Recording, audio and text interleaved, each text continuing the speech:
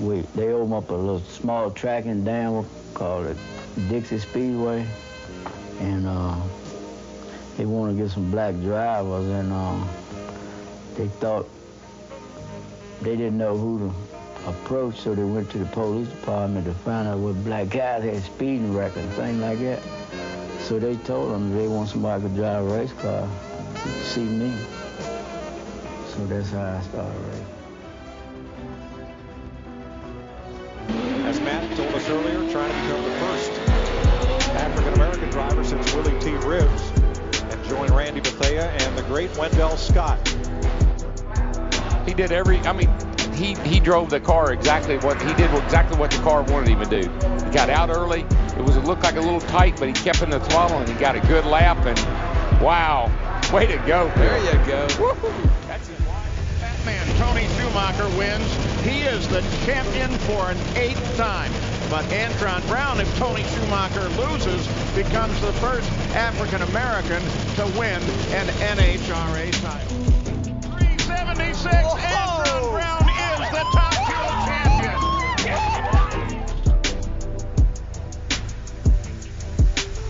These need to be the best 7 laps of Darrell Wallace Jr.'s life. That was a good first part of it right there. Turn number 4. Darrell Wallace Jr. is going to get his first win in the Camping World Truck Series. His final time through 3 and 4. He's going to do it. Bubba Wallace wins at Kansas. Ready. What they gonna say now, baby? Let's go! Record is equals. Lewis Hamilton wins the Turkish Grand Prix and is a 7-time champion of the world. Get in there, Lewis.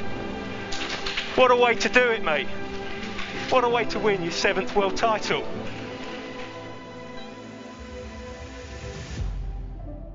Welcome back to our second episode of Victory Lane Vibes. We are your hosts with the Moses's. I guess that's plural of that. My name is Carl, as always, and we'll go ahead and jump right into introductions once again. We got a new member that we're excited to have. What's going on? My name is Rashawn. I'm new to the podcast. A little bit late, as always, in my life, but here I am. I've made it. Got my directions. Cool to be here. And Rashawn, when did you start? Not just NASCAR in general. When did you start following racing, and how long have you been doing that? Ooh, all right. Well, actually, I first started motorsports back in the 90s. As a kid, I watched Formula One, and at the time, it was the kart series. This is like during the IndyCar split between the car and IRL. So for F1, I grew up, my favorite drivers, well, I didn't have favorite drivers per se, but I always enjoyed the Williams Renault. I know, right? That kind of aged me. They were Renault. But so Jacques Villeneuve and Giancarlo Fisichella, I think it's Fisichella, but whatever. And then kart, it was Greg Moore, the Canadian driver. And I kind of stopped watching that after he died in 99. And then I picked up NASCAR mainly around 1999 because I bought the EA Sports game NASCAR 2000. And I started playing a lot and I started gaining interest. And my favorite driver was Steve Park in the Pennzoil yellow number 1 car. And it kind of just went from there. However, I never really had a favorite NASCAR driver. And, that can be part of a larger debate. For some reason, I never really identified much with the drivers per se. It was more with the cars and the design, the paint schemes on the cars. So, but I still watched F1. I've kind of fallen. I don't follow that at all anymore, mainly. I still follow it. I'm not much of a fan in all of it. IndyCar, I still follow that as I can. And mainly now, rallying. I'm big into the rallying of the sport, the WRC and stuff like that. But here we are today. So that's my spiel of my motorsports background, fandom, whatever. Yeah, awesome. I wish I wish I could get more into the rally car deal because it seems so great, but I'm not smart enough to follow that stuff for the most part. But we're awesome, excited to have Rashawn with us. He was part of the original planning, and just when we did the first episode, he just wasn't around, but he's a part of the regular lineup, so we're excited for that. But again, I'm Carl, like I said, and then we'll go through and reintroduce our cast from last week, just so you can be reminded of that. So we'll go ahead and kick it off to Bonte. So what's up, everybody? My name is Devontae. You call me Bonte or Bonte. You can follow me on social medias at 414 Mile Bonte. Very very very excited for what we got going on today. So yeah.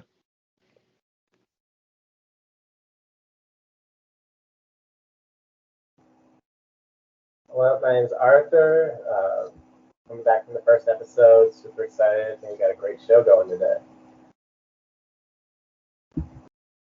My name is Baraka.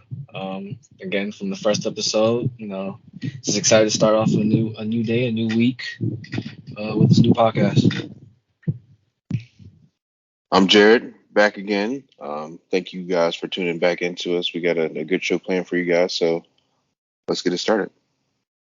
Yeah, for sure. So, it was an off week for NASCAR. We had F1 at Montreal. We had IndyCar at Road America. F1 went as anybody would expect with Verstappen winning, but I think this was like the smallest margin he's won by, I think, all year. So that was cool, I guess. Lewis and Fernando on the podium, so that was pretty cool. We talked about the IndyCar race earlier. I'm not a huge IndyCar fan, although I wish I could be. If somebody else wants to kind of fill us in on what happened there a little bit.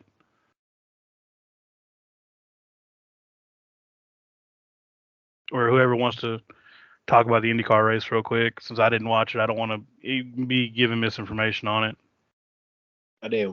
So I'll start. So I didn't really watch the race at all. Like, a couple of like some of the highlights. I know like Scott Dixon and Will Power got into it during practice. I think it was like, was it like Friday or Saturday? One of those two. And I will say this: Will is gonna keep it real with you. He'll tell you he'll tell you in your face like he don't like you. He already did an interview with someone expressing how you feel about Grosjean and how he race. But a lot of cars was running out of gas. Thought Colton Hurd was gonna win though, but like Alex Palou can't do stole that lead from him and got the win in that whole race. But yeah. Yeah, that was cool. I saw the Will Power deal. I guess that was Saturday. Did that happen, or was it Friday? Yeah, it was one of those 2 days. Yeah. I think it happened. It happened Saturday. Okay, yeah, Saturday. Yeah, God, I didn't feel like it was yesterday, but I thought that was pretty humorous that he, his go-to. I've always known Will Power as the guy for flipping off the race control years and years and years ago, and then I opened up Twitter and the first image I saw of that interaction was him giving the double bird to Grosjean. I thought that was pretty hilarious, but yeah, that was really interesting to say the very least. But honestly, man, IndyCar fans really got to have their cake and eat it too, because they were dunking on other racing series all weekend long because they were the only series that had any passing. And I said it when I watched the 500 a couple weeks ago. I was like, man, this is actually a lot of fun. So yeah. But the F1 race day was pretty good. I mean, like I said, from the highlights I saw, the opening laps that I saw, it seemed pretty interesting. I know there's some people that feel like Lando Norris was unjustly penalized, but that's between McLaren and the FIA. But I can see the justification of trying to successfully back up the field to get a double stack pit stop and getting penalized behind that. But speaking of Montreal, leading into our first topic discussion, so F1 was in Montreal this week.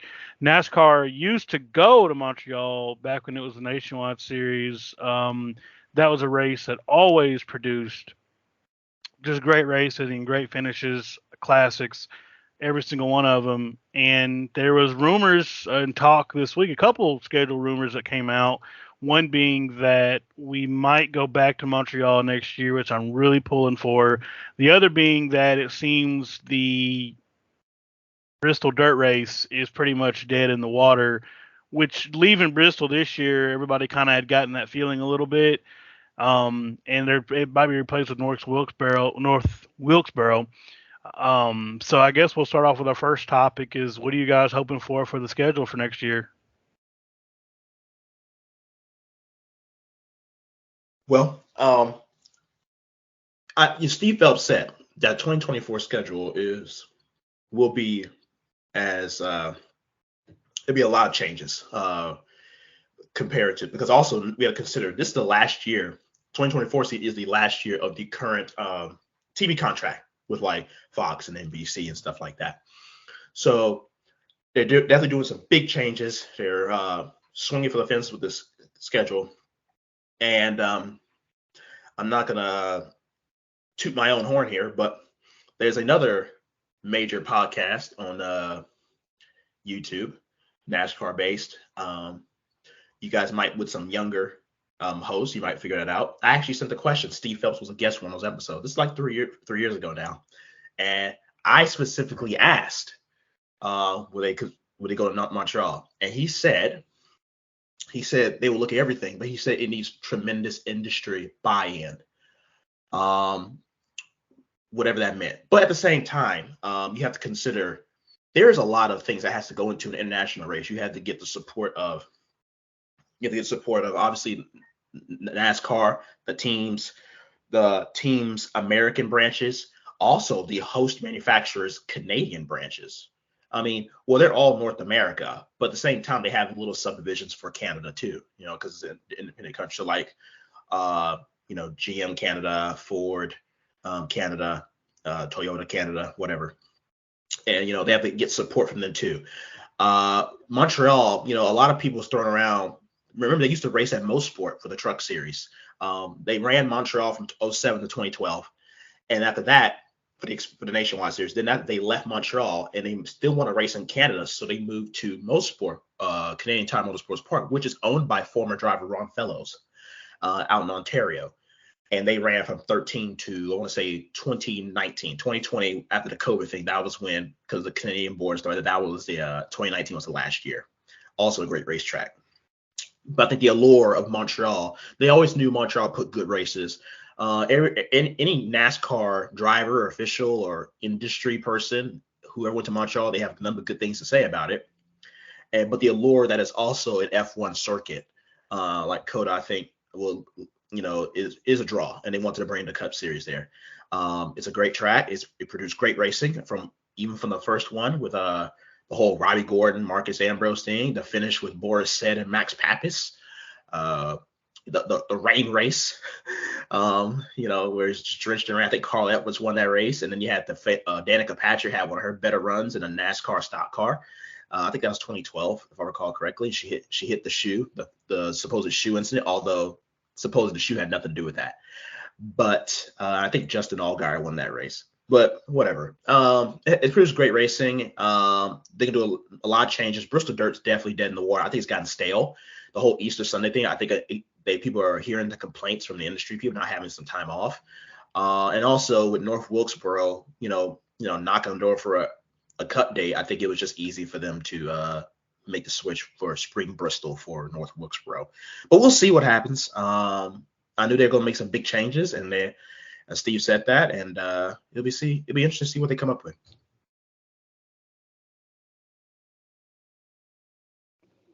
Yeah. So I haven't watched any races for on NASCAR sides on Montreal, but heard it was fantastic. They kept up with like a little bit of the highlights and stuff. My opinion, I think it's a great idea to push this, like have NASCAR to go on a Montreal experience, like different tracks around the world if they want to. And then having North Westboro instead of the Bristol Dirt. Also agree I did too, because Bristol Dirt, to be honest, cars on dirt don't literally, the NASCAR stock cars on dirt doesn't go well at all. I'm gonna be honest on that one. So pushing that into I think it's a good idea, because to be honest, Bristol Dirt wasn't really that good much racing, in my opinion. But yeah.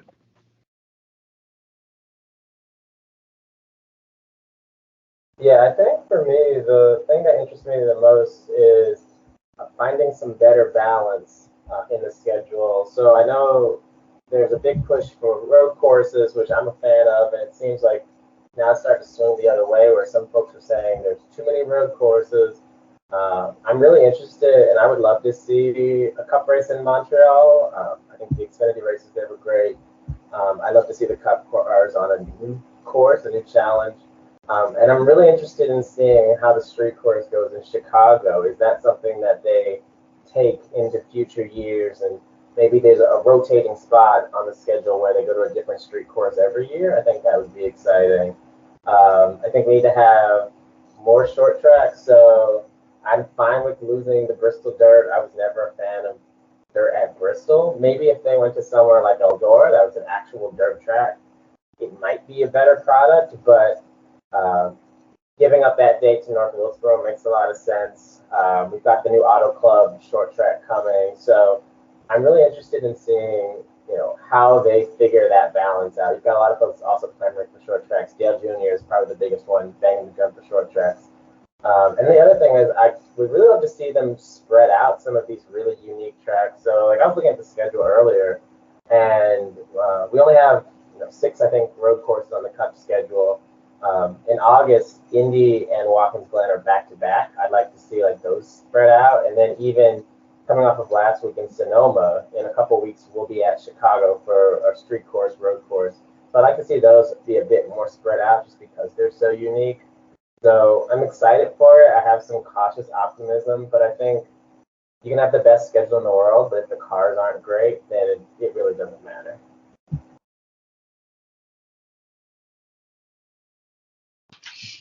Yeah. In regards to the next year's schedule, I know for a fact that I remember, I think, reading from a post, Steve Phelps wanting to have a holiday for NASCAR, as he's trying to follow how American sports would do it, with the NBA with Christmas. You got Thanksgiving with the NFL, so I'm guessing he's following that trend, in which a major holiday here in the States would be a sporting event too. So I know Bristol Dirt, the current Cup cars I'm just keeping a buck, aren't meant for dirt racing. So probably North Wilkesboro could be a replacement for that. I think the current rumors, or the streets out here, are saying that North Wilkesboro will take up that Easter Sunday, but we'll see. And in regards to Montreal, haven't really watched much NASCAR racing in Montreal, but I have been watching a lot of F1 races there, and it does produce great racing. So of course, the whole Robbie Gordon thing was probably peak Montreal at NASCAR. So I'm excited to see how it is. Probably gonna be the first time, if it does happen, it will be the first time for me to watch a full race at Montreal for NASCAR. Yeah, I'm cool for Montreal coming on the schedule. I was actually just looking at the schedule, and there's some things that personally can go to make room for Montreal. Y'all know the Clash is stupid being in LA. Absolutely waste of time. Thank God. Let's put North Wilkesboro as the opening race. Let's kick off. The teams don't have to go far. Put North Wilkesboro as the Clash. That would be fantastic. We need to put Indy back on the oval instead of the road course. Give us the Brickyard back. We need our crown jewel back.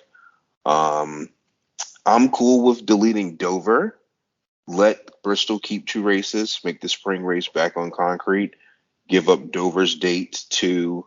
Oh my God, Jesus, Dover. I've been Dover. Dover's too good, man. Give rid of Dover. Not Dover. Can't do that to Dover. And get rid of Dover. we can give Montreal that date and just like shift it. If we're going to do a Western swing, Montreal's on the western part of Canada. Let's just send everybody up there for 6 weeks. They take the road course car. They take all the cars that they need. Then that way, the teams can make a true trip of it, and then get back to the action. So I'm down with Montreal. The F1 race was decent today, but I'd be really interested to see how the Gen 7 car performs on a track like that, with all the braking zones and where they're going to have to get creative passing. I think that would be kind of epic to see. Ooh, Jared gave a lot to unpack there. Oh man, where do we start? Well, first of all, I went to Sonoma last week. That's why I wasn't available for the podcast. But it is nice to see Sonoma is like beautiful earlier in the year. Everybody knows that, right? It's really green and stuff like that. I do think they might move that up, but consider it's in Northern California. It's the risk for rain, but in the road course, rain times, Yes. right? So, that's something they just have to decide. So they can still, the race can still run in theory. I think one thing that isn't being talked about as much is what will they do with the Southern California market? Because next year, there's no scheduled race. I mean, Clash aside, Fontana's gone, so there's no race in the Southern California market, and that's a huge market, and NASCAR still wants to be in it. So they're gonna have to figure out what they can do to try to get back to it, because they're originally down. They've always been in Southern California for years. They had Riverside, the great road course down there, which, man, rest in peace. That would have been an awesome track to go watch a race. Some awesome race on YouTube. But after it closed down, I think its last race was 89. And after that, they went to Sonoma in Northern California and then they was like, okay, we need to get back to Southern California. So that's when California Speedway, Fontana, they came down for that in 97. I think was the first race for it. I think. But whatever. So they LA and that's just a huge market. They have to get back. They have to figure out something. Also, Indy Oval, I think that's gonna happen. Also, if you think about this, the next year would be the 30th anniversary when the first race of the Brickyard. I personally hate the Indy Oval for NASCAR, but I'm keeping my mind open for the Gen 7 because the Gen 7 has proven itself to be pretty good on ovals. But the difference is Indy Oval is fairly flat.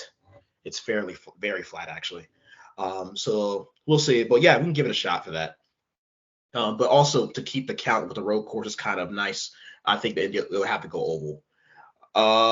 And now the Dover thing. I'm gonna get to the Dover thing. You can't do Dover like that, man. Dover already lost. Dover had 2 dates. I think as recently, what was the last year Dover had 2 races? I think it was 2016, 2017. I can't remember. Yeah. God, I wish I knew now. 18 or 19, something like that. I really feel like before COVID they had 2 dates. It was before COVID for sure. Yeah. I just can't think of when, but yeah. So Dover was one of those few tracks at the time that was not owned by ISC, basically NASCAR, or SMI. It's like Pocono. Yeah, it's like Pocono. Yeah, it wasn't owned or promoted. But then they lost the date, and then SMI bought them. So now it's an SMI track, and it's like you can't. Dover, to me, Dover creates pretty good racing. It's been on schedule for a long time. In fact, I think it's a pretty cool looking circuit. That concrete, it's kind of fast. Maybe I'm just kind of putting my own experience driving in video games, stuff like that. But it seems pretty fun. You have the little oval. Is it the only oval track that has that pedestrian bridge over the backstretch where people can walk over? You see the cars basically racing under you. Yeah, I think so. Yeah, Nazareth had one. Rest in peace. But yeah, that's the only one I could think of. Yeah, so I think it does for oval track. I think it does bring a unique appearance. And then you have the whole, it's kind of cheesy, but the whole Miles the Monster thing. But it just has a little bit of character that makes it unique from other tracks. So I think it deserves 1 date. I don't know where you can move it around. Maybe you can move around a little bit better because it likes to rain there for some reason. Delaware, right? But you can't take Dover off the schedule entirely. I mean, it doesn't deserve that. It's not Kentucky, for crying out loud. But yeah, so we'll see. Yeah, Dover. So to just kind of walk back on all of this, because I have points to all of it. Dover reminded me so much of Atlanta in that there was just quite no other circuit that was quite like it on the schedule. So I would hate to see Dover lose any more dates. I think it's fantastic. But I mean, but as far as the South California market situation goes, the Clash is a necessary evil. I feel like NASCAR knows what they're doing. They know that they're getting some kind of return on investment or some kind of interaction in that area that they want. And honestly, the other thing too that I thought about today, right before or earlier today, that the Clash might actually be a bit bigger next year because I mean SoCal is losing its professional sports presence outside of auto racing, so that might be a prime opportunity. I still am not convinced that they are ever going to go back to Auto Club. I'm not convinced that that's not just going to be a parking lot or another warehouse or anything like that. But I mean, if NASCAR says they're going to go back, then they might go back. As far as the schedule goes and everything like that, the best ideas NASCAR has ever had, they've always immediately gone away from. And when they introduced, like in 2021 and even 2020, going to a track and having two events there in one weekend, I think that is a fantastic solution to a lot of problems. Places like Pocono, for example, places like, even Dover, Bristol. I think it if we could start the playoffs at Bristol and we could do, race 35, or I'm sorry, race 25 and 26. So you do a Saturday night race as a race that ends the regular season, and then you do a Sunday afternoon race as a race that starts the playoffs. I think we would sell out. You cut it down from 500 to 300, make the races shorter, more action and stuff like that. I think that would sell out immediately. But as far as Montreal goes, like I said, some of my favorite memories in general are at Montreal. The race where Edwards had the race won. He did up until the last lap, and then he came out of, what is that, 11, right, and hit the curb right there, and he bounced so hard that I think Pappas that went on to win it that year. But anyway, I would love to see Montreal on the schedule next year. It's so funny though that their solution to the Gen 6 cars sucking the intermediates was to bring the Gen 6 car to a bunch of road courses, and that worked. And then we brought this car, which is our next topic. After we move on from this, we brought this car, and it's great at intermediates, but we don't have any anymore. We don't have any anymore. We got rid of Kentucky. We got rid of Chicagoland. Texas sucks. They reconfigured Atlanta. So we have Kansas and Charlotte are the only true intermediate races anymore. So that's kind of funny how that worked out. But I'm excited to see North Wilkesboro as a points-paying race. That'll be cool. I think it'd be great to see it maybe even double up as the All-Star again. Montreal will be fantastic. Indy Oval coming back will be cool. I think that they should do that like every couple of years instead of every year, so that it's kind of more prestigious. And that's really just my take on the schedule, going forward there. Hey, Carl. Yeah, what's up? You actually forgot one track, Michigan too. As an intermediate, I mean, yeah, it is an intermediate. You're right. I always thought of it as in its own category with Auto Club, but that's the only one we have anymore. The only 2-mile speedway that we have anymore, which sucks. But anyway, but yeah, I mean, Michigan's another track that I hope that if they could do two races a weekend at. I mean, because the fans seem to love it, both on TV and at home. And NASCAR wants to get back to its roots. They want to appeal to the Saturday night short track fans. That's how you do it. Because I cannot tell you, when we had a dirt track up the road from me, not even 5 minutes, when they had Friday night and Saturday night races, the place sold out. And I think it's a great homage to that, and I think NASCAR would be smart to look at that again. I doubt they will, but it would still be great. All right, so I'm gonna pass it on to whoever's going next here. All right, so hear me out.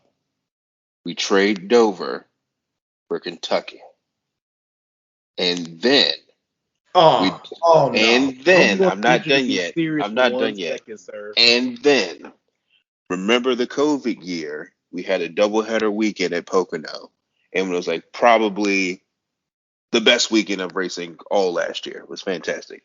Let's go back to that next year. Make Pocono a doubleheader weekend, 350 miles, invert the top 20 like they did that year, and let it happen. I feel like that's a beautiful vacation spot. You can make a Saturday, Sunday event out of it. I think people would love it. Bring the trucks. Xfinity can run whenever they want to. But I think cup-wise, we should bring the Pocono doubleheader back. I think that would be super duper awesome. Well, oh man. Oh well, first of all, Pocono, they did, bring it back. I think it's just a simple case of it wasn't the racing was bad. I think it's a simple case of you just have 36 races, and you only have 36 races. They're not going to expand any more races. So even with a doubleheader, you're taking a race away from somewhere else, even though it's the same weekend. And there's too much going on, too much desires for people to make room for another Pocono. Kentucky deserves its current fate, which is a parking lot for Ford F-150 pickup trucks. That's what it deserves. It deserves literally nothing more. I will leave it at that. But hey, except Cole Custer snookering a win on it. But hey, whatever. And Dover, I mean, I don't. I've said my piece. I'm not going to blow gasket here. Dover deserves a cup date. I mean, it's a good track. It produces quality racing. Hendrick Motorsports dominance aside, but it's just a good track.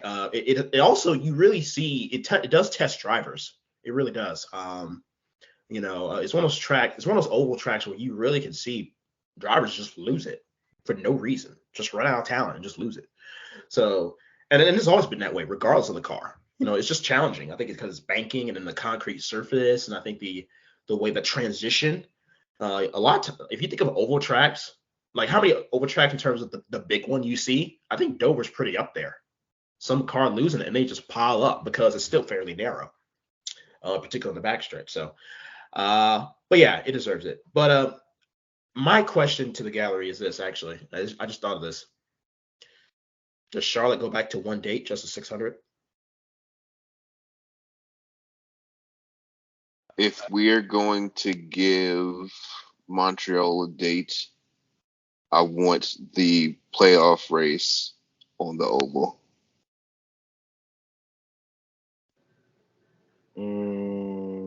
No. I'll just leave it as it. The Coastal Siren, the Roval. Unless, how about this? I would change the Roval and put it back on to a regular intermediate track, in my opinion.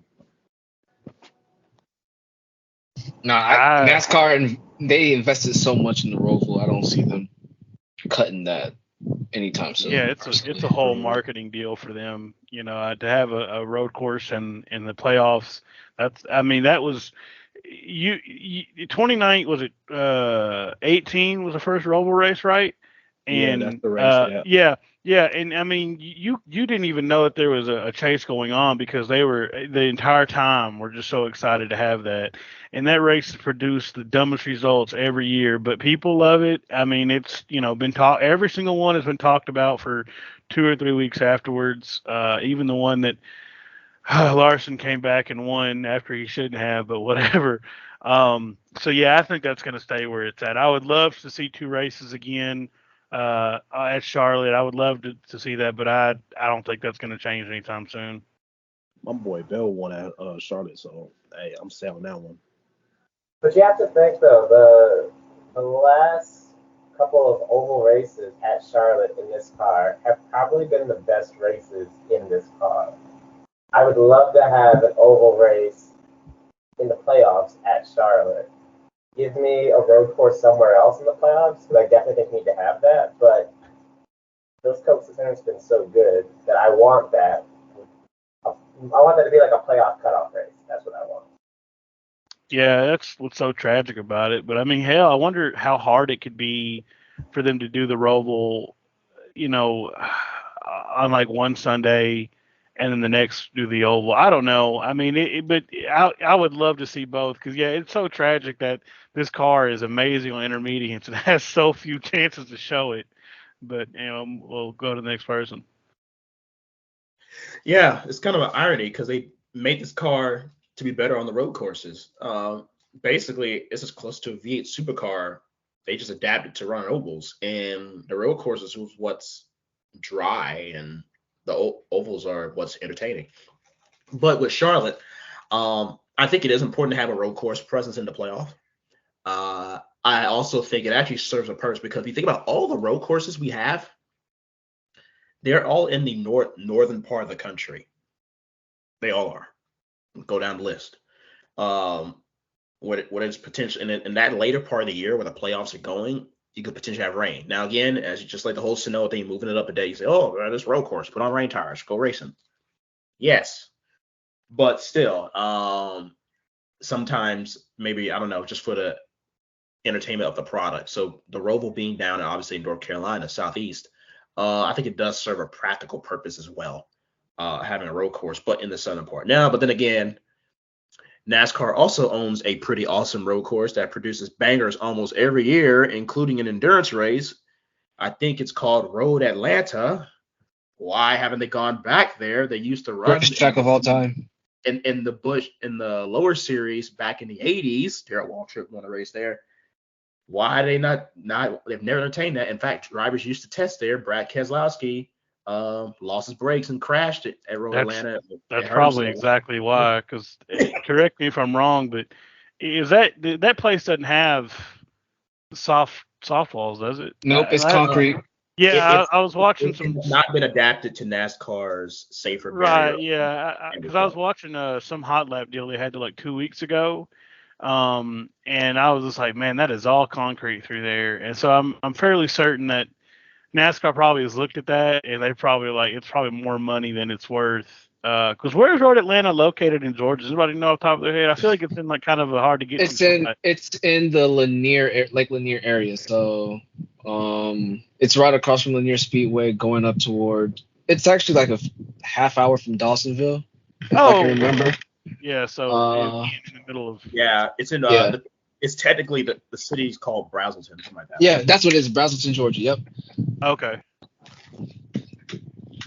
Well, I mean, I would know. I've always been a huge component of them going to Road Atlanta because Road Atlanta looks like it's fun. It drives like it's fun.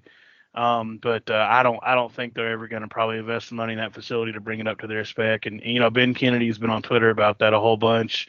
Saying that we want to do a lot of things, but obviously we have to make a lot of concessions with our production partners, with teams to bring up the standards and stuff like that. So I'm certain that they're just like, it's just not feasible for us. Because I do wonder, and we can move on at some point in time, but I do wonder if they go back to Montreal, is that going to be a lone cup event weekend? I don't feel like it is. I feel like either the Truck Series is going to have to accompany them there. But I don't know. We'll see. I don't know, and we obviously can move on to another topic about this, but I think the difficulty with it being in a different country, it would outside of the nationwide Xfinity series. I don't foresee the trucks. I think Xfinity will go with them, but outside of that, you can't because most people don't think about this, but actually on these tracks for NASCAR events, a lot of other series run with them. A company like the MX5 Cup or the Lamborghinis run with them at COTA, which has been cool to see. Yeah, it's a lot of other series accompany them. But going to Montreal, it's a little different because obviously Canada and most teams are located in the United States. Now, I'm not sure that's a huge thing, but there's still some slight international red tape, getting across the border and whatever visas and this, that, and the other. And then Canada had its own lower series at the time. It was called the Micro Cup. The Nissan is based. They run a bunch of Nissan Micros. Basically, you guys know what a Nissan Versa hatchback is, right? It's like a slightly even smaller car as a hatchback, which that's the reason why they never sold in the U.S. because the Versa is kind of similar size. But anyways, Canada has those. Well, they used to. They stopped making them, but they had a spec series run for that. So you actually went to a dealership, and I think for about $30,000 Canadian, you could buy a Micro Cup race car, whatever, and then race them. So in theory, you could have ran that. Wait, the NASCAR Pinty series would certainly go there, though. Certainly. Have to. It'd be natural. So I just thought that just popped in my head. The Pinty series could go there. So you have Pinty's, Nationwide, and then Cup. That might be enough for a whole weekend. Yeah, I mean, hell, I could always take ARCA. We can't take ARCAs. The circuit is technically still a public road. We do not want ARCA brakes taking out some unsuspecting walker along the lake. They would without a doubt find a way to do it too. Man, I not to make a brief deviation, but there was a time when the ARCA races had the production quality of the Xfinity of the Busch Series races and the Cup Series races, and this is back in the day, definitely before Bonte's time. But and I was watching that finish that Jesse Love won at Berlin last night, right? And I was just like, man, this is sad to see. First of all, just the pair, like how separated the field is between the have and the have-nots, and then just how awful the commentary is. I don't know how anybody can be a dedicated ARCA fan unless they're involved in the series. But anyway, that's not the point. So point of information, Sawalid, however you say it, actually won the race. Love finished second. Shout out to man, I'm an asshole because I definitely got that wrong. Wallace sound like sound. Sorry. Do what? Swallage. I keep saying his last name Sandwich, but the whole last name. Oh, yeah. Okay, you're right about that. I don't know how I got that wrong, but in any case, so we talked a little bit about where the Gen 7 or the Xfinity series, the Xfinity series, the next gen car. I don't know where that came from. The next gen car races good at, and where it doesn't race good at. And I heard something the other day. I was listening to, I think it was Justin Marks's Dinner with the Racers interview, and I had forgotten they started work on this car in 2019, and I just have the distinct feeling that this car is not, the delivered product is not what the teams really agreed upon when they started building this thing for a variety of reasons. But there's a lot of talk about how it races and things like that, and so the question that I want to platform to you guys is, if you could make one solid change to this car, what would it be?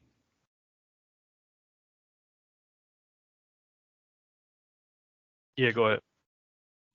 In the words of the great donut media host James Humphrey, more power, baby. Yeah, wrong. No, I think you just got to add a little bit more power, because I know it's like, yeah, they're quick, but I know previous gen cars were much quicker, and I think on TV you could tell like it was very, very quicker than usual. So it's like just a little bit more juice. That's all we're asking as a fan base. It's like just add a little bit more power. That's all. Yeah, I would love to go with the horsepower vote, but I'm going to be realistic because I feel if they haven't added more power yet and people have been screaming for it for years, they're not going to do it in the next year. So I'm going to go with tire wear.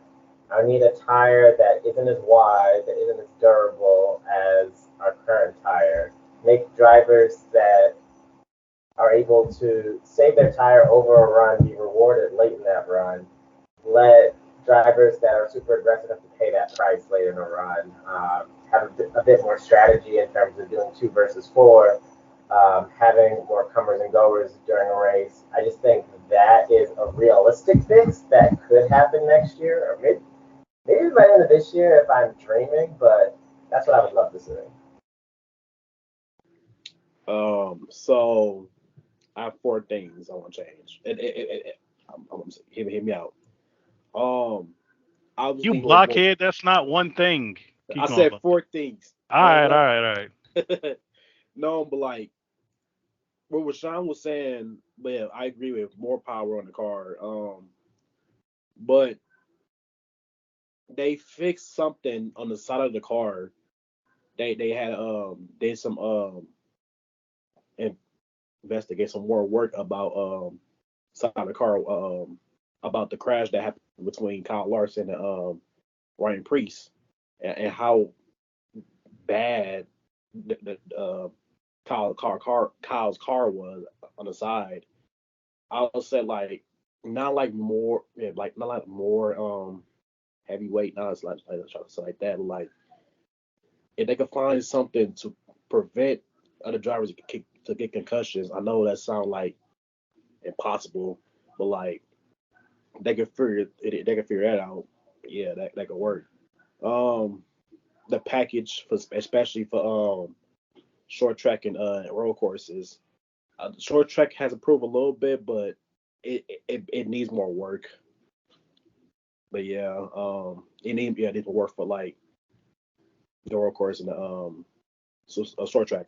But intermediate and super speedways has been great. But other than that, yeah, that's it.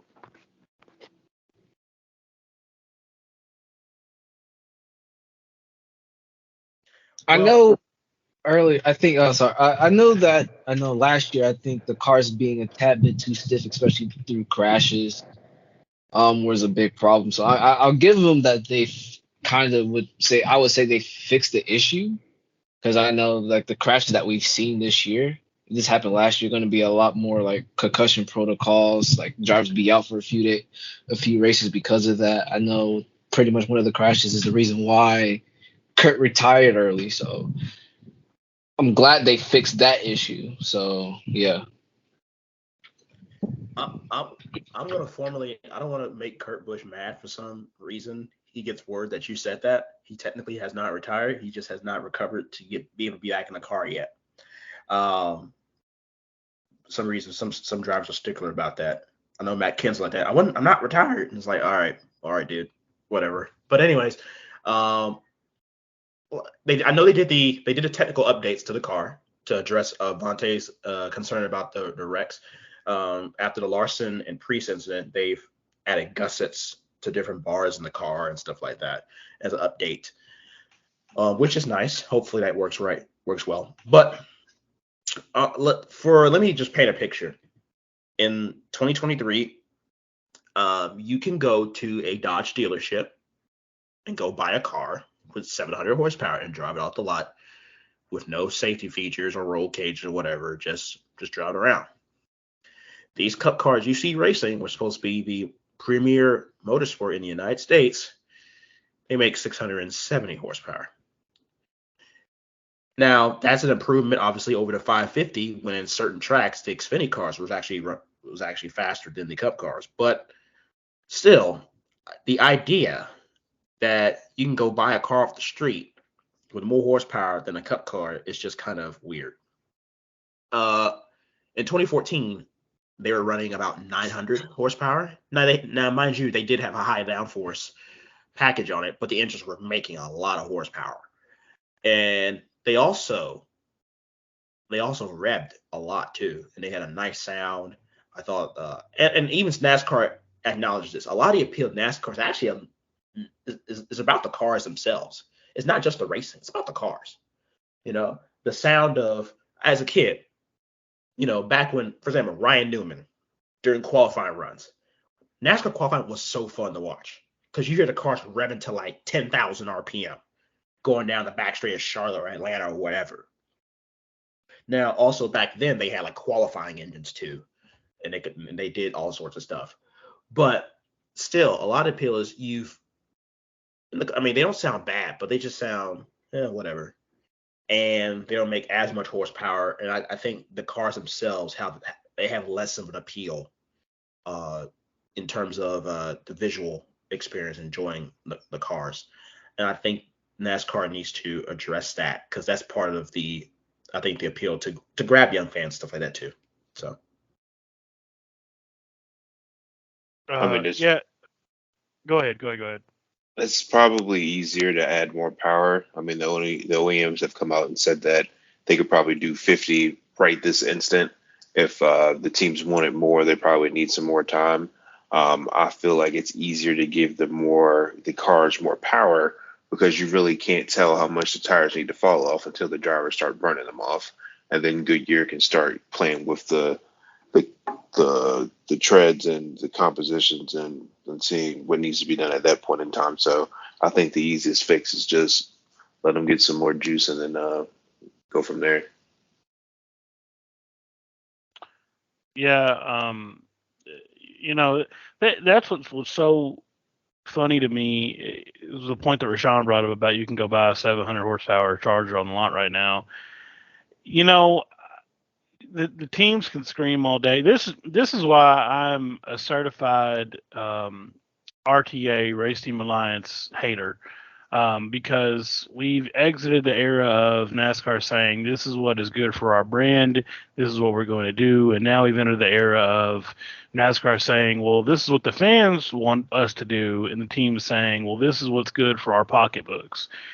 And obviously that's why this car is as confuddled as it is, because you had the lost year with COVID, and then the ramping up to get this car out because it was a big marketing piece for the 2022 season, and it was obviously not ready to race when it came out, and so it's led to a very frustrating situation. But I think if the teams are worried about cutting cost, figure out somewhere else to cut your cost. When 10, 15 years ago, when I would try to get people onto NASCAR, I would send them qualifying videos. I mean, and people would not believe it. I mean, you listen to that in the school library with the volume turned all the way up, you get suspended for a week because of how loud it was. I mean, just the visuals of it, the sound of it, even watching it was fantastic, and we've lost that. So obviously, yeah, my biggest thing is I would love to see power come back, even if we go to 700. I think that'd be a great start, because I don't really see how you can be a sport of Camaros and Mustangs and the Camry, which, okay, whatever, and you are also at the same time saying we're trying to be cost efficient and running less horsepower, making up for it elsewhere. There's a multitude of changes I wish this car could make. Horsepower is the biggest one. The other change, if I had to choose, it wouldn't even be with the damn car. Bring back an hour of practice. I'm over it, man. I'm over this 20-minute appetizer BS. Just let them practice for an hour and figure the car out, because I just feel like at the end of the day, we have really allowed the same teams to win all the time, because whoever can build the best car back in Charlotte and load that on the truck and not need the track time is who is going to win. And that is just so frustrating. You don't have to televise it, stream it somewhere where I got to log in to watch it, whatever. Give these teams proper practice back, and I think you will start to see some of that parity that they want so bad come back. And that's all I got to say on it. I think Arthur was going next. Yeah, I mean, to piggyback off that point, they talked about not having practice time as a way to save money, that you don't have to fly everyone out an extra day, that you don't have to have people on site. But if they're going to give you 20 minutes, why can't they just up it to an hour? If you're already there, that argument just falls apart. So I agree. I think, happy hour, that was a great time to have NASCAR on TV, to have people at the track. It just seems like something that's a no-brainer and that you're already doing. Just give us an hour of practice time. Give people that are at the track to see an Xfinity race, give them an hour of practice beforehand to have something to watch and see their Cup drivers out there. It seems like an easy win for them. I agree with that.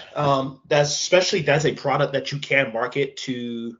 I think especially now with the new TV deal, I think Amazon apparently is in the running to try to broadcast NASCAR product. That would be a great kind of little start, a teaser to try to transition. Have practice and qualifying like Amazon, and have people pay to watch that, and you race to like an hour, on Amazon Prime. So, Jason, you see how you could test how it's received, because NASCAR likes to do things to test how the fan base receives it, and then they actually do it. They've always done it that way. So that'd be another way to do it. And especially, it is so dependent on how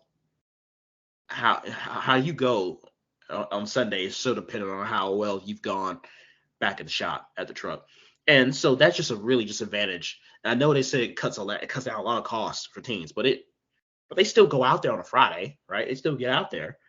It just plays to the big team's hands because they have all the engineering, they have the arrangements with their OEM to have more, whether it's to be higher up the pecking order in the manufacturer, and that manifests itself in terms of how they can go about their business during the week to prepare. So they're better prepared than smaller teams, and you only give them 20 minutes of practice. That's not going to do anything. Well, nothing of significance.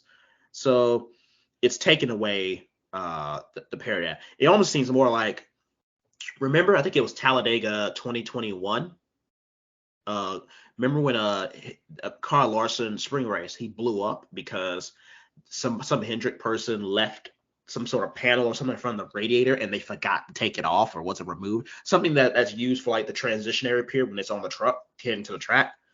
And he drove out there. He was like, "Oh my God, I'm blowing up." It's like, "Oh, this panel was blocking airflow. Sorry." So it almost seems more like just, hey, 20 minutes is really more just, hey, let's just make sure the car is fully, transitioned from transit mode to now race ready and whatever, and make sure the car doesn't just fall apart or explode. Seems practice more like for that. So. Yeah, I'm gonna say this real quick, and then we'll open it back up and eventually move on. But for a sport that is trying so hard right now to say we are not Formula One, they are doing an incredible job of recreating Formula One, because it is exactly like you said, Rashawn. It is the teams that have the money and have the engineering and have the war rooms back in Charlotte and have all this information that they can set up the car from the shop, and when it gets there, and they can only run 5 laps, and they have enough sensory data to put the car together. Give these other teams a chance to figure it out, to be creative, to engineer it, and let that be that. Like I said, it's not that hard. I don't see whatsoever how much it's going to cost these teams more money to run 3 times the length of the current practice sessions. All the splitting it up, group A, group B, no, forget it. An hour practice, 30 minutes of cool down, everybody goes out and runs a lap, and then we're done. Why are we overcomplicating this? It's stupid. Nobody's enjoying it, and that's the bottom line because Stone Cold said so. All right, back to Sean. All right, I'm gonna say this, and I'm gonna shut up. But on social media, was it this week? Stewart-Haas Racing, who is obviously one of the premier teams for Ford, they showed a video of one of their Cup cars rigged up where it was running a simulated race on the Chicago street course. They had a car on the shakedown rig, some sort of rig, and the car is bouncing up and down. The suspension is, going through its travel motions, and and the body roll, whatever. It's simulating as if it's driving the Chicago street course. Do you think these smaller teams have access to stuff like that? Do you think? Go ahead. Oh no. Yeah, I was gonna say, pull down rigs have been around forever, but what I know personally about that is the teams can have it, but if they don't have the people to understand the data, then it does them no good. So it's back to the same thing. They smaller teams might have access to it, but they don't have they can't make heads or tails of that data. But go ahead. But my point is the larger point now. They have stuff like that. My large point was, and basically you said this too. You basically can set up and have everything from the truck. You run your race basically from the truck, and you bring it to the track. That inherently gives them advantage. I'm not necessarily saying that the equipment's wrong. It just leads to my point supporting how, you basically win the race at the shop almost. You just go to the track and you just make sure you execute. And you just execute. You hear all the time, we got to execute. Because they know our game plan can win this race. Our game plan is good enough to win this race. We just got to execute and carry it out. If we execute, we win. It's simple. Yeah, exactly. I think Barack was about to say something. No, I was responding to like how many like smaller teams don't have such equipments of like your Joe Gibbs Racing, your Penske's, and your Hendricks. Like for example, simulating what the street course of Chicago would look like. Not many teams out there outside of those big three, and you could throw in Stuart Haas have such equipment to do that. So it's like again, it's like NASCAR's doing a pretty good job on going back on not trying to be F1, but actively doing so in such ways like this. And you notice those teams that have equipment like that, you mentioned Baraka, those are also the teams that are the premier partners of the OEMs. Yep. They're lucky that each OEM, all three teams that I name actually belong to a different OEM. It's not like one OEM is having a controlling place in this sport. You could say Hendricks with Chevy, but Chevy's the golden child for NASCAR in general. So, yeah. Yeah, without a doubt.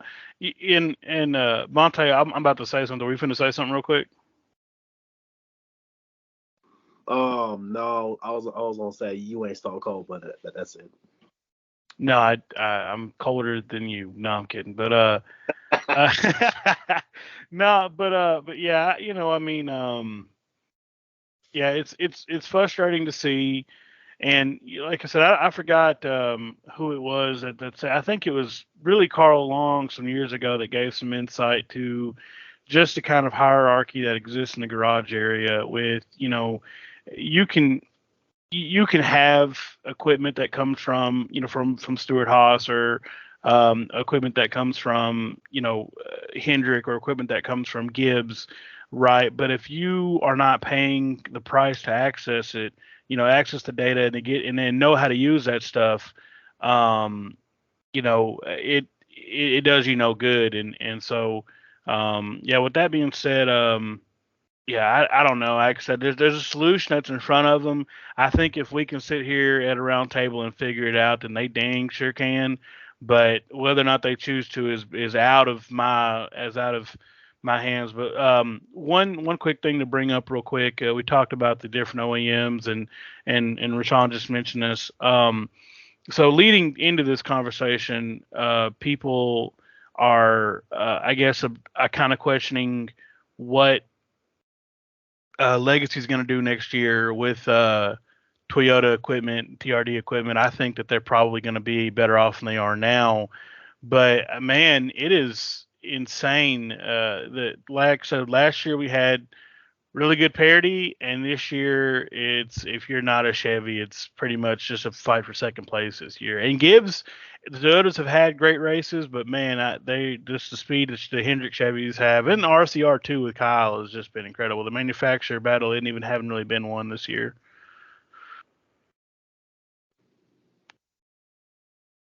Yeah, go ahead, Sean. Oh, Bonte. Go ahead, Bonte. Oh yeah, I was gonna say yeah, Car, I agree. Like Toyota, Chevy has them blowing Toyota Ford out the water, especially Ford. It's like Ford. It's like besides who else won? Besides it was Blaney and Blaney and Logano was like the only two Fords that had won the season, right? If I remember. Yes. Yeah, that's it. Yeah. Okay. So like, I don't know what's going on with Ford. Toyota's getting there. Yeah. But I hope Ford like figure something out. But like, they ain't trying to get on top of it. Like, what I'm trying to say is like, Legacy Motor Club, moving to Chevy to Toyota though. I kind of figured that I think I kind of figured they gonna Toyota. I'm sorry. What I'm trying to say is like, I think them with Toyota is gonna be even more helpful than how they was with Chevy. Even though they really having a shitty year this year. Let's be honest, they are. But like, I think things are gonna get better between them, between Legacy and Toyota starting next season.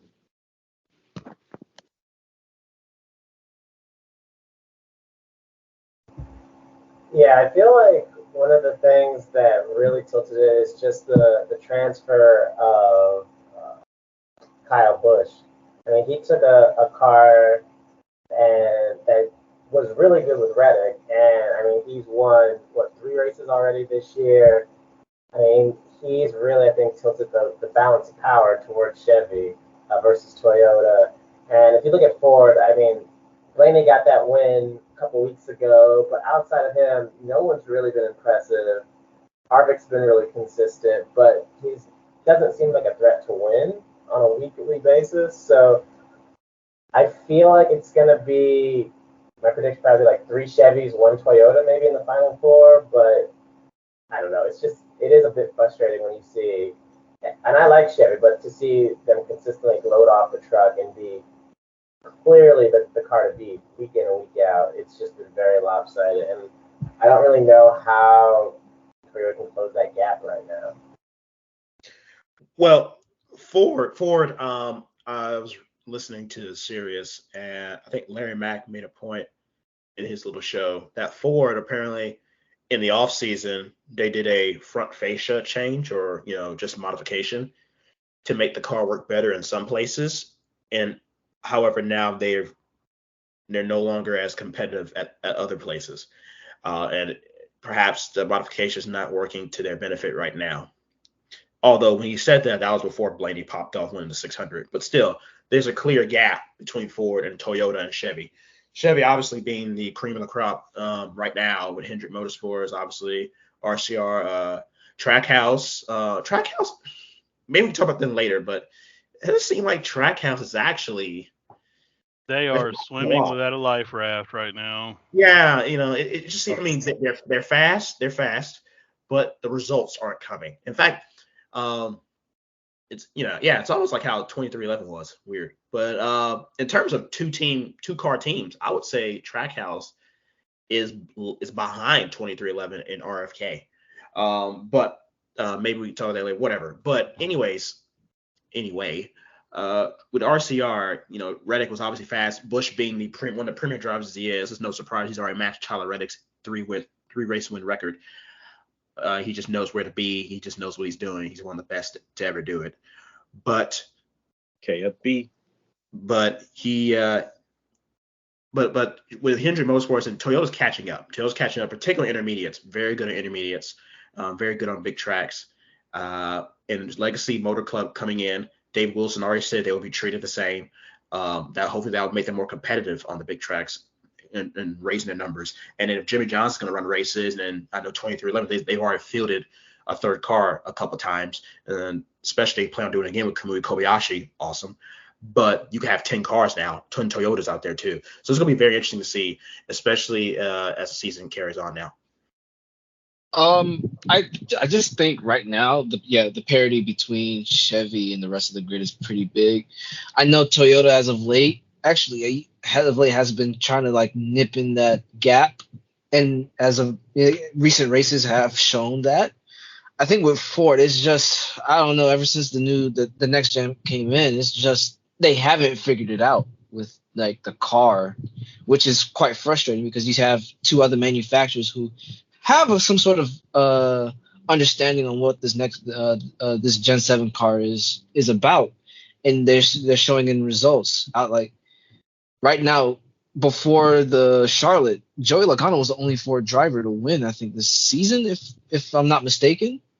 Yeah. So I don't know what's going on in Ford, but I think that's something they need to look into. If not this season, I think I pretty much with how many races are left, write it off and just focus on next year and see where they could improve. And I think with Trackhouse is they're an anomaly with the Chevy camp. It's like they have the pace to win the race, but just somehow can't really show up when it matters the most. Either the car or the drivers kind of fumble it up.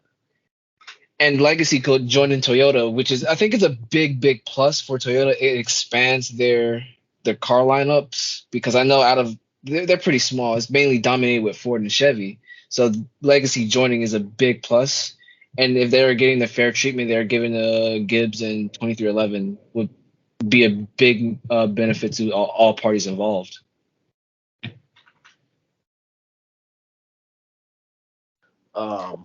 Oh, sorry. Last thing I'm gonna say about this though, like I think Toyota's going to get better by having Legacy Motor Club with them, bring have the field much larger and be more helpful in races, especially super speedways. It's like if Toyota can get one more team with them into like 2025, everything should be set with them. You know, with the whole legacy thing, this is not the first time. This is almost, with Legacy joining Toyota, it's almost the closing of a 3-year saga. Remember when Bubba Wallace was in the 43? Yes, sir. Actually, one of the plans was Denny had talks with RPM at the time, RPM obviously, to buy into it, and they were going to move to Toyota, and Bubba Wallace was going to be driving, and it fell through for whatever reason. And you also can blame Bubba Wallace for the whole Ross Chastain terrorizing the entire field, because also in 2020, Bubba Wallace had two options when he was an upcoming free agent. This is before the 2311 thing, and he mentioned he said this after the 2020 Michigan race. Well, he had the whole 43 thing, which we didn't know till later would involve Denny Hamlin Toyota. The second option, which he actually admitted on an interview, was Chip Ganassi gave him an offer to drive the 42. And so, and I think it also has something to do with the 42 Chip CGR, McDonald's at the time partnering with CGR, and then, Bubba having a partner with the Atlanta franchise of McDonald's. So there was some link there. But anyways, if Bubba took the 42, but Ross Chastain wouldn't have had the 42 because CGR just moved on to Chastain after Bubba turned him down. So I blame Bubba for Ross Chastain terror on the field. It's his fault. Hey, Rashawn, I'm sorry. I'm sorry, Rebecca, I've cut you off. Hey, Rashawn, think about this. Obviously, Kurt and Bubba was teammates last season. Kurt was with CGR in 2020. Imagine Bubba would have went to CGR and Kurt Busch would have been teammates. So you're saying no matter what path he chose, he's going to end up with Kurt Busch as a teammate? Pretty much. That's cool, man.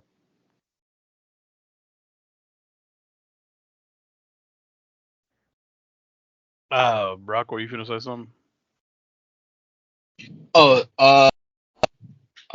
Nah, actually, no. I had nothing else to say. Actually, my bad. Let me lower my hand. Yeah, you're good. Yeah, I mean, I'll say, of all the what ifs, I will always think about what the trajectory, and not to shift in the direction of talking about the what ifs with Bubba Wallace, because we could write a book about that. We as a group have talked about that before. Me and Rashawn especially. I will always wonder how different things could have been if RPM could have just become a Toyota team, and they could have kept that into that group there with the sponsors that Bubba was bringing. Would they not have had the growing pains that 2311 had? Would they have probably been a little bit faster out of the bat? All those kind of things. You just never know. Everything happens for a reason, and I'm glad that things have panned out the way that they have. And I mean, Toyota has needed the numbers for a long time to be successful at a lot of different places, especially the super speedways. They've always kind of fallen apart because they just don't have the numbers to fend off the Chevys and the Fords, because all plate races are just manufacturer battles. So I don't know. Like I said, I'm excited for Legacy. They've got a great lineup. They've got Eric Jones. They've got Noah Gragson. I know Noah is just ready to get through this year. Yeah, I mean the parity. I hope Ford figures it out, man. For the simple fact of, I know Tony Stewart. I understand that he is having the time of his life right now, running his drag cars and running dirt and hanging out with his girlfriend, who, by the way, they are not having a child, contrary to popular belief, because I made a donkey out of myself talking about that the other not on here, but just on social media. Oh, they're okay. They're married. I'm sorry. I apologize. I've just been told they're married, but I know he's got to be hurting to see his team performing like that, and I'm hurting to see them perform like that, because I like at least two of the Stewart-Haas drivers, maybe three. I don't know. But yeah, I hope they get that figured out and get that together. I mean, Kevin Harvick, I want him to win on his going away season. Chase Briscoe deserves better. And as far as Ryan Preece goes, I hope I hope that he figures it out because I think he's a good enough talent. But speaking of Stewart Haas Racing, some people in our inner circle I guess this week really, got their comeuppance from one Eric Amarola after he responded to people on Twitter saying that he wasn't going to win the Xfinity race. He was going to finish 20th and things like that. Was that not kind of weird that he was kind of going through tweets at 11 o'clock at night, probably from his house in Florida, and proving people wrong? Like, yeah, I won, man. I won. You're wrong now. It's Go ahead. I just find that it's strange for any Cup Series driver to come on the internet and gloat about winning in a lower series. Kyle Busch can go to the trucks, dominate. We're used to it, but he doesn't make a big scene on Twitter like he's the greatest driver in the world. Eric tried to do that, and he tried to do it at a time of day when he didn't think anybody was watching. But there were some eyes, there were some reactions, poor taste on his part. I just feel like if you are underperforming in the ride that pays your bills and you go down to help a lower funded team out in a lower series and win, like you did, good for the team, but that just shows you should be doing better in your own area of expertise. Okay, yeah. Jared makes a good point about that. The fact that Eric basically he didn't just answer one or two. He went through like a laundry list. Almost every comment, blah, blah, blah, he responded, basically saying, "Hold this L, I won," whatever, And I get the idea of him being able to, show his off his win, but at the end of the day, it comes back to you're a full-time Cup driver. And here's what most people we're gonna speed past this, but this is the first time Xfinity ever raced at Sonoma. I would say about 95% of the field never ever raced at Sonoma until that weekend. I think who's the other full-time Cup? There was Allmendinger and there was Larson. That was it. It was the only guys who ever had any sort of previous experience at Sonoma. May I take that back? Maybe there's I think Nemechek, he had experience because he raced the Truck Series race last year when they ran Sonoma. But whatever, it's nor here nor there. They have no. You forgot one, Chandler Smith too, boss. Fair enough, Chandler Smith. I stand correct. I think Austin Hill as well. But so you have the fact that he's gloating over this win is so.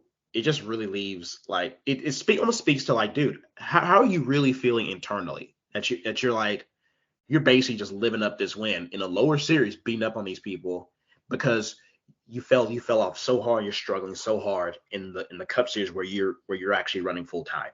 So, hey, maybe you should pull Elliott Sadler and just go back down there full time. Maybe that'll help you. I don't know.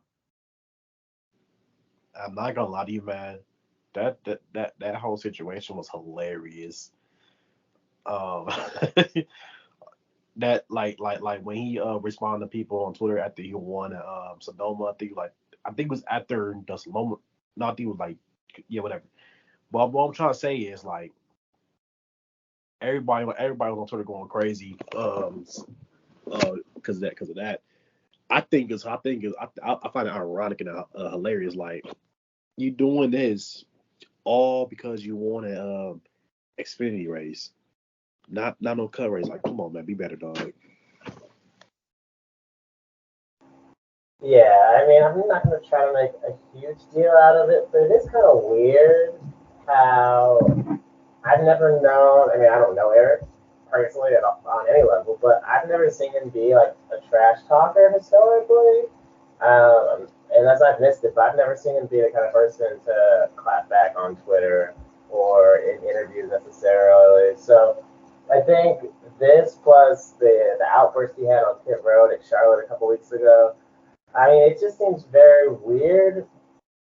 Maybe he's feeling the pressure with this being supposedly his last season, but like we've said here, like that's a race you're supposed to do well when you've got all of this experience, thousands of laps at Sonoma in a field where maybe 5 guys have ever turned a lap there. So, I mean, it's kind of weak. Again, like you said, Kyle Busch, Kyle Larson, these guys go down to Xfinity win. It's just, another check mark on their resume. But if that's going to be the highlight of his year, then you know what? I wouldn't let him have it, and he can run 25th for the rest of the year. I don't mind.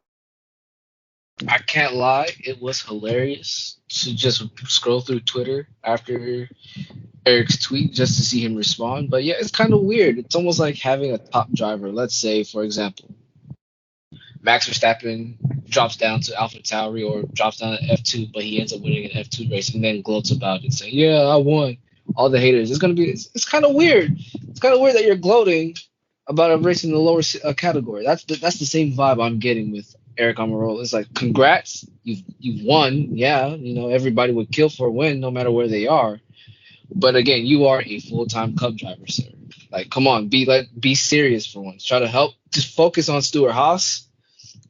I know they're in a down, horrendous period right now, but at least try, because I know your co-worker in Kevin Harvick is dragging that car into places that it should not ever see this season. But hey, it is what it is at this point. So I looked it up on Racing Reference when all that popped off.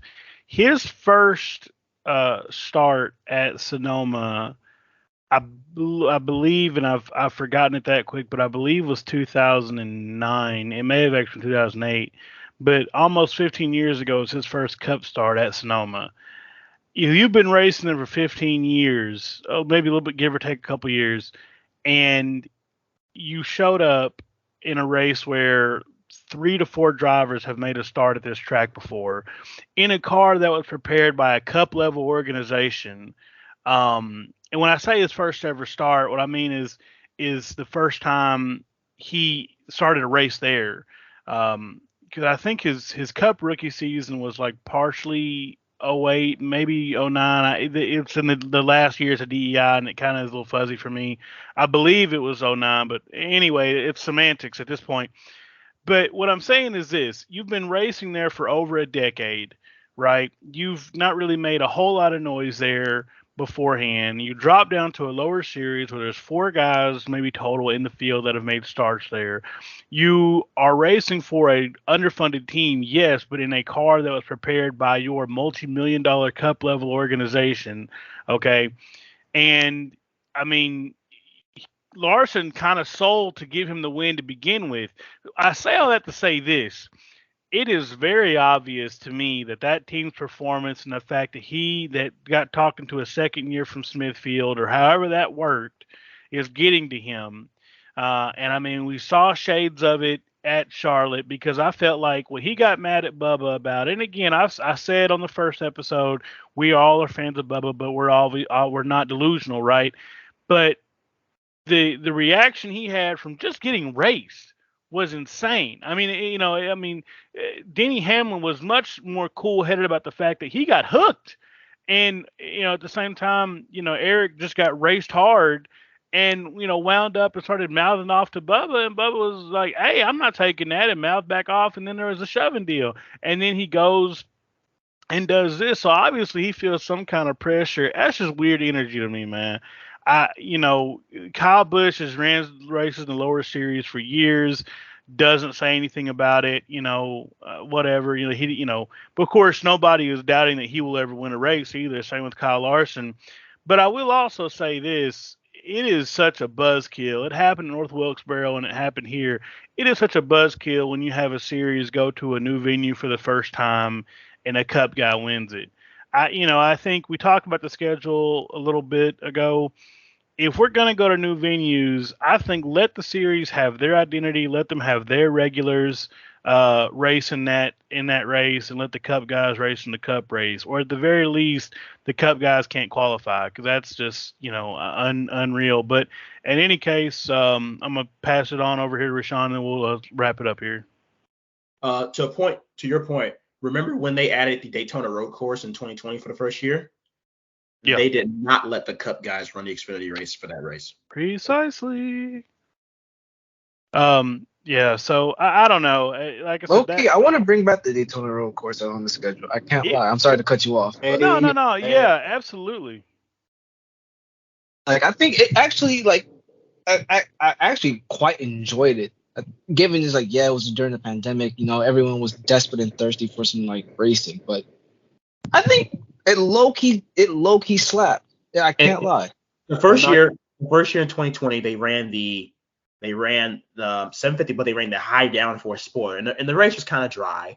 But actually, the Busch Clash in 21, when they ran the road course, they debuted road course using the low downforce spoiler, and that was a banger race. I think Chase Elliott and Blaney were racing hard, and Blaney got spun, or they both spun, and then Kyle Busch won the race. That was actually a very entertaining race. And then go ahead. That was 2311's first ever race. Ty Dillon actually drove the 23 car in that race.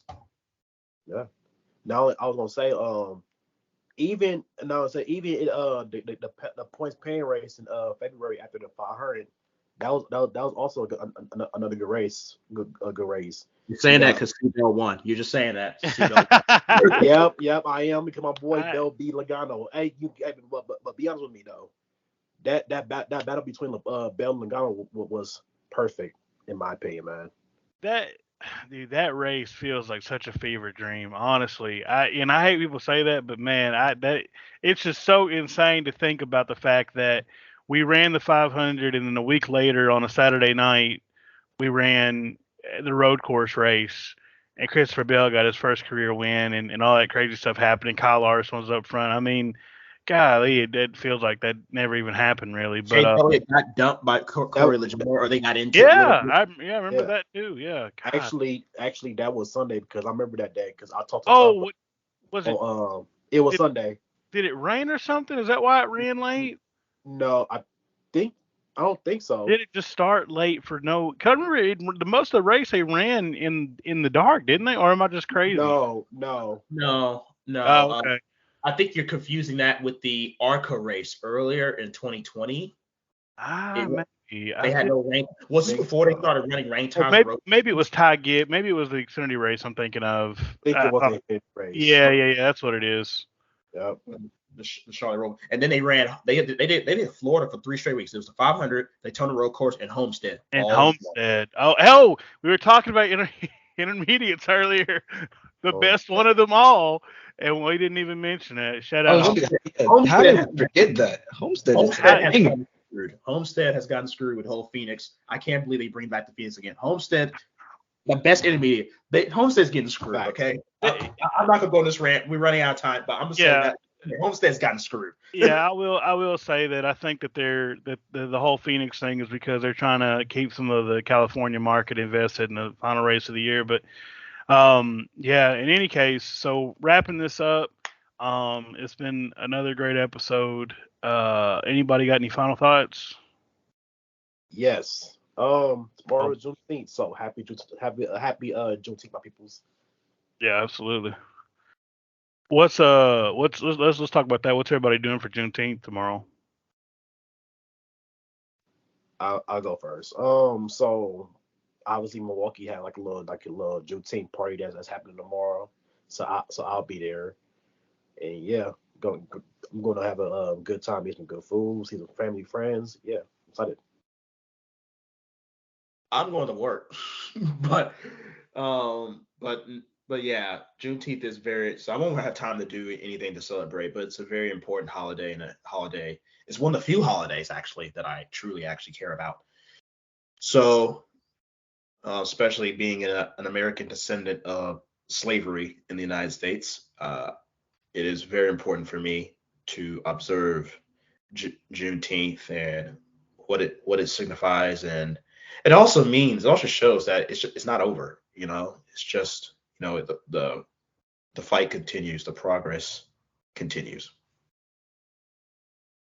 Yeah, I'm going to be working as well, but I definitely encourage the government voted in to be a federal holiday, so most people have the day off tomorrow. I just encourage, if that's one of our listeners, if that's one of you, take the time to do your research, take the time and see the significance of the holiday, and just leave it at that. If you agree, disagree, it doesn't matter, but it doesn't cost anything to be educated, so highly encourage that.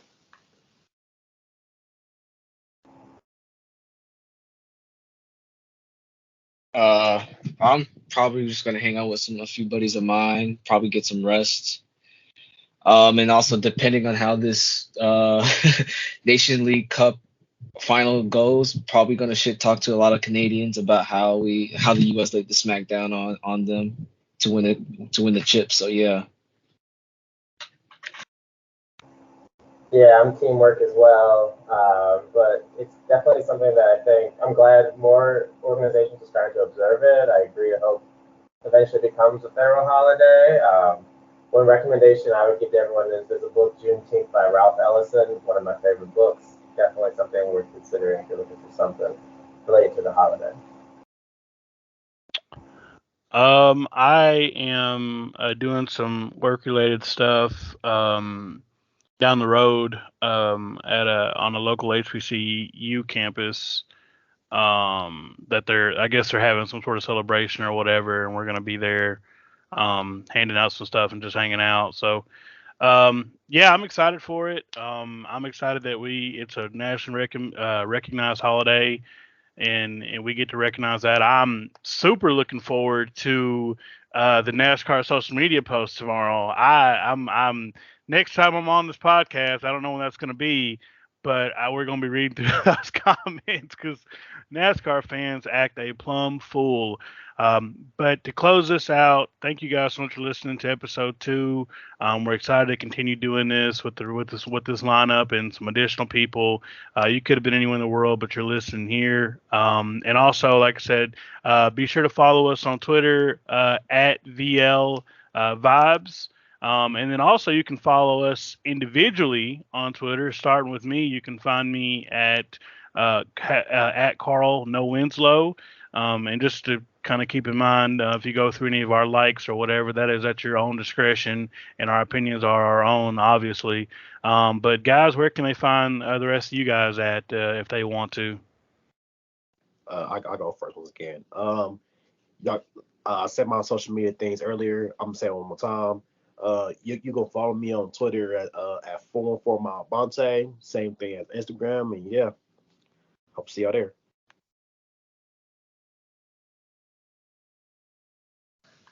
You can follow me at _sneakerhead_. Yeah. Yeah, I'm on Twitter at PackOfPatriots, but don't follow me. I don't want you to follow me. You can find me on Twitter at Baraka_Gishero, last name Gicheru. Just talk a lot of like motorsports, soccer, football, basketball, life in general, you name it. I'm probably gonna have my 2 cents on it. So yeah, again, if you go to my likes, do it at your own risk. I am not responsible for how you feel. You could find me at Rally Hyperion. That you can follow if you want to. I don't care. It's not interesting. I hardly ever use it. Other than just to talk privately to my friends in chat space and stuff. But if you go through my likes, again, it's quite radioactive. So I'm one of those guys where I use the like button as like a bookmark if I want to get back to something. I promise. I'm so bad about it. And I never go back and look at mine either. But again, it's been awesome doing this second episode. I'm happy we had the full crew here. We're excited to move into next week where we get another race week to talk about the actual racing. And again, that Twitter is VL Vibes Podcast. It's all one word. Wanted to make sure I got that out there. And thank you guys so much for listening, and we'll see you guys next time. Thanks so much.